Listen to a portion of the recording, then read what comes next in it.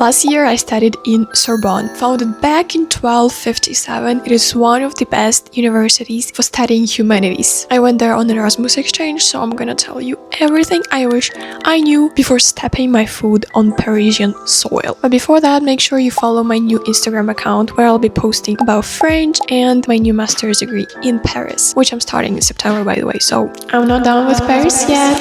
So first things first, admission process. I was applying during my third year of bachelor's degree. What I needed was the certificate that I speak very well French. For master's degree it was C1 French. For bachelor, I'm not sure, maybe B2, depending of course on what you are studying. But even the girls that were studying Italian literature and language, they still needed some proof of French, which was I think B2, B1, I'm not sure. You should try to get C1. Also, what you need is good grades. If your university is huge and you have a lot of competition, your grades and your motivation are your saviors. For me, my university is very small, but I still feel like the fact that I was writing my bachelor's degree in French at that time really helped a lot. And my recommendation letters from professors, I was a loved student. Because usually some universities can send only 2 people from their department to the specific program in Sorbonne. Of course, it depends on each specific university. You should check that for yourself, but it's not a lot of places.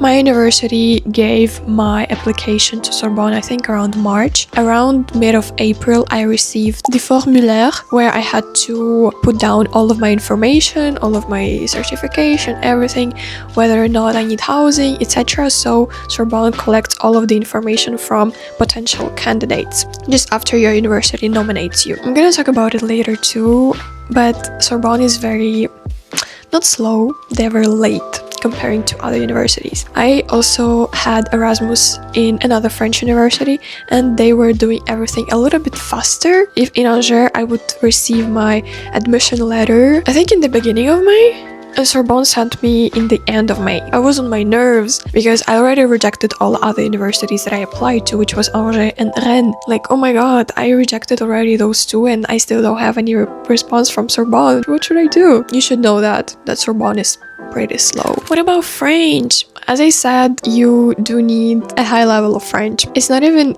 for bureaucracy reasons, it's for your own good. Because I'm gonna talk about subjects later, but you genuinely do need to speak very well French, just to speak with the locals, just to understand what's going on, just to not have so much trouble and just feel comfortable. So when it comes to subjects are pretty hard. I was in the French language and literature department and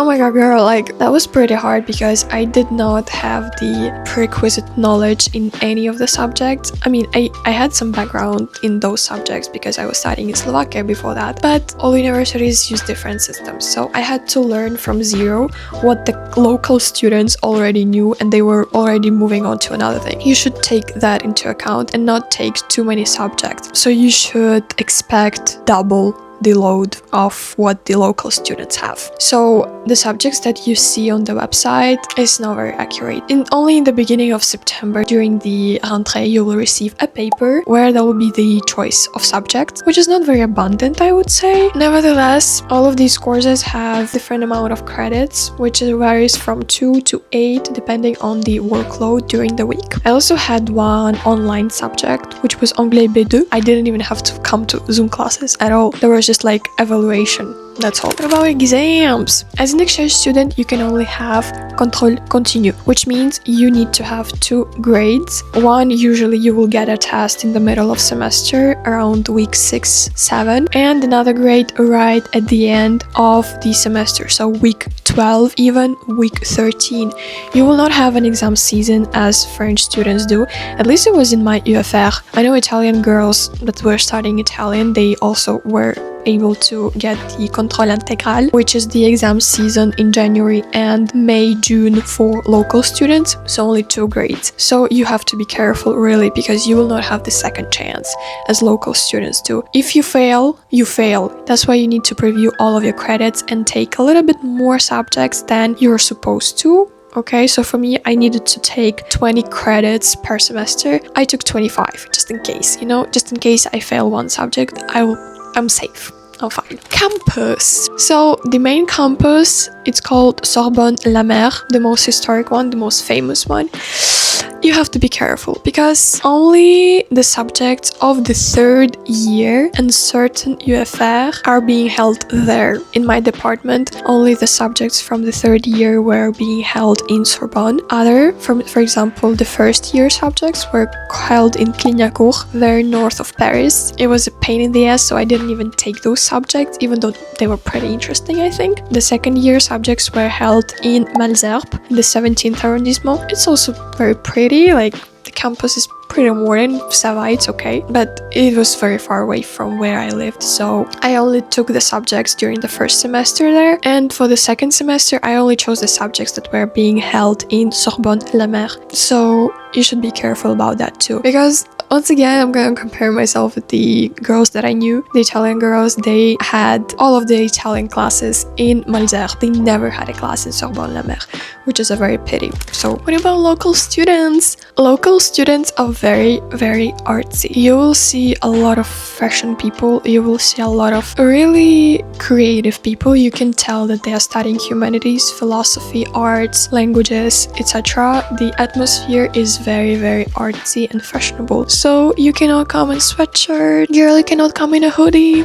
At the end of the year, I started to dress a little bit more like them, but I do tend to dress like a little bit more comfortable rather than fashionable. You can talk to them, they are very talkative, but in French, there are a lot of students that are willing to talk with you in English because they want to practice, they're open-minded, that's cool. Don't be afraid to talk to them, that's great.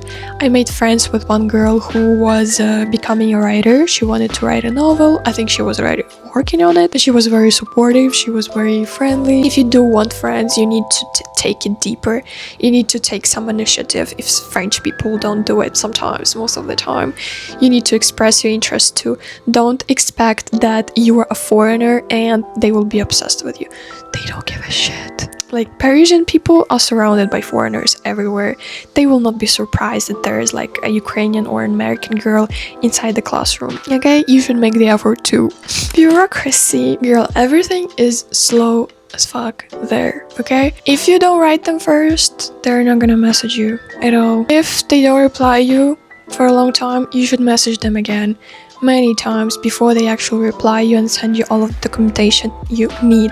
But they do tend to be very sharp, very strict, so if you don't do something on time, you might not get the second chance. Comparing it with the previous university I was studying at, in Angers, they took better care of the students. They cared, I think, more about us than in Sorbonne, because of course, if you compare the universities, the prestige, of course, why would they care so much, right? Because there are so many international students that want to come to Sorbonne. You should take that into account. You should take care of yourself. I'm not saying it's super bad. They do reply if you message them, if you insist, but it's a little bit slower than what you might be used to if you're in a smaller university. Housing. When you're applying to Sorbonne, they ask you if you need housing, if you have any relatives in Ile-de-France, and if you need housing. You should cross yes if you really do need housing.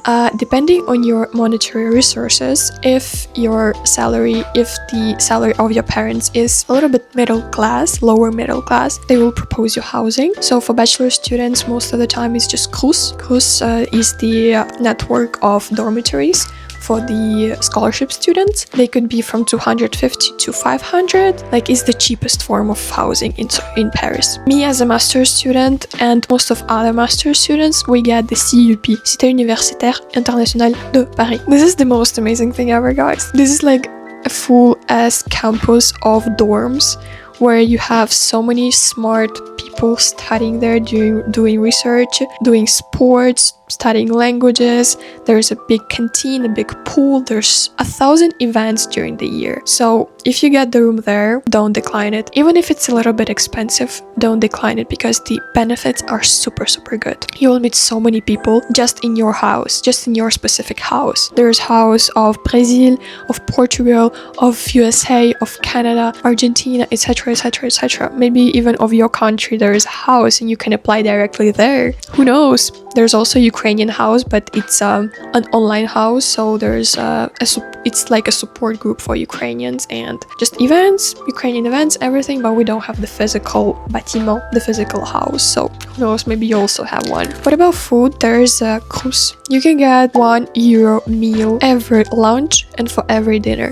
I don't know about other canteens, but the canteen, Cruz canteen in the Maison Internationale in Cité Universitaire, it is open for lunch and for dinner, and also Saturday for the brunch. So €1 meal, you only spend €2 a day. What if you want to come as a regular student to Sorbonne? Well, I have some bad news for you. You need fucking C1. For me, I wanted to apply for the teaching program, French teaching program. I needed C2. You need like really good grades. You need to be exceptional. You need to have a really good motivation letter. Most of the students that get accepted into masters there, usually they are the students that study for bachelors there. So most of the time they accept the internal students first and foremost. So it's pretty hard. You should do your own research, but I'm just telling you that it's not as easy as to get into, I don't know, and to any other university in Paris, because once again of the prestige and the amount of people that want to study there. So good luck. And some final tips that I wish I knew from September is, first, sign up for the library right away. The library is amazing, even though it's very full all the time, and I was able only to study there 2 times during the whole year. You should come early there, but you should sign up there. It's free. Second, have a lunch in the courtyard. It's kind of self-explanatory, right? Having lunch with other students in one of the oldest universities courtyards in the world. Like, this is incredible. This is just incredible. Like, I was doing it a lot of the time, so it's one in a lifetime experience, really. 3, take walks in between classes in Quartier Latin. So often when I had 2-3 hour break between classes, I would go to Jardin de Luxembourg, I would go to Saint-Germain-des-Prés, I would go to Notre Dame, I would go to Quartier Latin. I would take so many freaking walks. I was exploring it everywhere. It was so good. It was so pretty. Like, genuinely, you discover so many places and you start feeling like a local because you can find your way around without GPS now. It's just incredible. And 4, make friends right away. This was one of the mistakes that I made, is that in the beginning I was heavily focused on solving my bureaucratic issues, my settling down, my routine. I was heavily focused on myself, on doing everything right for myself, on settling down. And then I thought, oh yeah, maybe in the end of September I'll start talking to people, which actually happened. Yeah, that's true. But by that time, a lot of groups were already formed. A lot of people already found their best friends with whom they spent the entire year, and I still felt like out of place most of the time. So make friends from the very first day. You can do it all. You can do it all at the same time. Make friends and establish your routine. Most of the time, you can do it with these new people. Do the bureaucratic things with these people also, with the struggling Erasmus students as you, or the new coming regular students. You should be with them together because you will suffer. You will suffer without friends. Paris without friends is not Paris. It's just a place. What makes a year in Paris so great is the people you spend it with, not the place itself. I hope you apply there. I hope you get accepted. I hope you follow me on Instagram. I hope you check out all of my French learning resources in the description. And I hope you stay kind, hot, and educated. See you in the next video. Bisous!